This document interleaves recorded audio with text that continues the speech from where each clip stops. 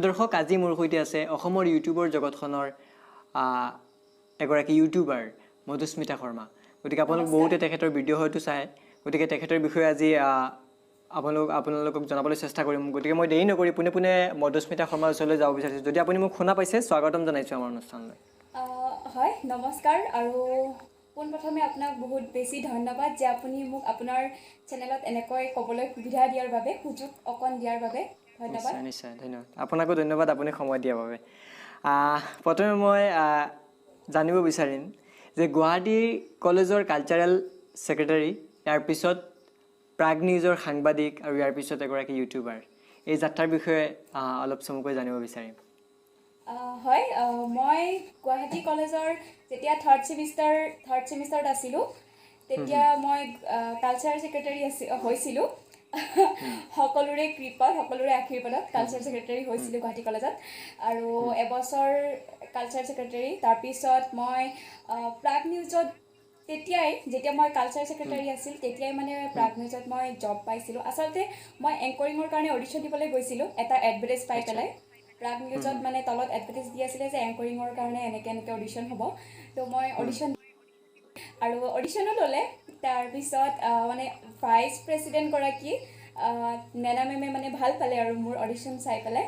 তাৰপিছত মোক ইণ্টাৰ্ণশ্বিপ কৰিবলৈ দিলে, এমাহৰ ইণ্টাৰ্ণশ্বিপ কৰিলোঁ। কৰাৰ পিছত মোক জব অফাৰ কৰিলে, সুধিলে তুমি জব কৰিবা নেকি? মই তেতিয়া চখ আৰু জব। মই আচলতে এংকৰিংটো পাৰ্ট টাইমকৈ কৰিব দিব বুলি ভাবিছিলোঁ, কিন্তু জবেই অফাৰ কৰি দিলে। তাৰপিছত মই ভালো লাগিলে। জব মই জইন কৰিলোঁ 2019 জানুৱাৰী 10 তাৰিখে জইন কৰিলোঁ। তাৰপিছত মানে প্ৰব্লেম এইটোৱে হ'ল যে মই তেতিয়া কালচাৰেল ছেক্ৰেটাৰী আছিলোঁ, কলেজৰ দায়িত্বসমূহ পালন কৰিব লাগে আৰু এইফালে মানে চাকৰিৰ দায়িত্বও পালন কৰিব লাগে। দুয়োটা মানে চলাবলৈ অলপ অসুবিধা পালোঁ। আৰু পঢ়াৰো প্ৰেছাৰ আছিলে, মই হিন্দীত মেজৰ আছে, ক্লাছ নকৰিলে প্ৰব্লেম হয়। তেনেকৈ ভাবিলোঁ, ঘৰতো আলোচনা কৰিলোঁ। তাৰপিছত ক'লে কি তই এতিয়া জবটো বৰ্তমান এৰি দে, জবটোৰ পৰা অলপ বিৰতি ল, কালচাৰ ছেক্ৰেটাৰীৰ দায়িত্ব পালন কৰ আৰু পঢ়াত মনোযোগ দে। তাৰপিছত মই জবটো মানে এৰিবলগীয়া হ'ল। এবছৰ কৰিলোঁ। মই যদি আপোনাক সুধোঁ যে প্ৰথম মানে ইউটিউব কেতিয়া আৰম্ভ কৰা হৈছিল, বা আপুনি প্ৰথম কেতিয়া ইউটিউব আৰম্ভ কৰিছিল? প্ৰথম ইউটিউবৰ জাৰ্ণি বুলি ক'বলৈ গ'লে মানে যাত্ৰাটো বহুত তেনেকুৱা আছিলে মোৰ। যেতিয়া মই ক'লোৱে কালচাৰ ছেক্ৰেটাৰী আছিলোঁ, তেতিয়াৰ সময়ত মোৰ আণ্ডাৰত যিবিলাক প্ৰগ্ৰেম হয় সেইবিলাক মই ৰেকৰ্ড কৰিছিলোঁ মোবাইলেৰে। আৰু তেতিয়া ভাবিছিলোঁ মোবাইলৰ বস্তুবিলাকতো কেতিয়াবা পটককৈ ডিলিট হৈ যায়, ফৰ্মেট হৈ যায় বা কিবা হয়, তেনেকৈ ডিলিট হৈ যায়। তো ভাবিলোঁ চবৰে ইউটিউব চেনেল এটা থাকে, মানে মেইলত এটা মেইল খোলাই থাকে বাৰু। মই ভাবিলোঁ মই প্ৰগ্ৰেমবিলাক তেনেকৈ মই আপলোড কৰি থৈ দিওঁ, যিহেতু জিমেইলটো থাকিবই, মই পিছত তেনেকৈ মোৰ আণ্ডাৰত পৰা প্ৰগ্ৰেমবোৰ চাব পাৰিম।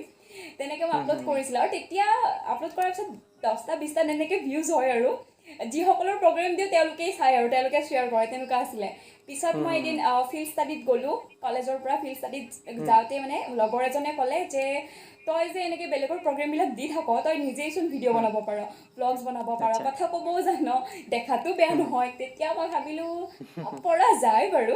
তাৰপিছত মই ষ্টাৰ্ট কৰোঁ। সেইদিনাখনেই মানে যিদিনাখনে সি কৈছিলে, সেইদিনাখনেই মানে মই ষ্টাৰ্ট কৰা আৰম্ভ কৰিলোঁ। মানে তেতিয়াই তাতেই মানে মই আৰম্ভ কৰিলোঁ ব্লগছ বনোৱা। আৰু তেনেকেই মানে লাহে লাহে ইণ্টাৰেষ্টটো আহিলে।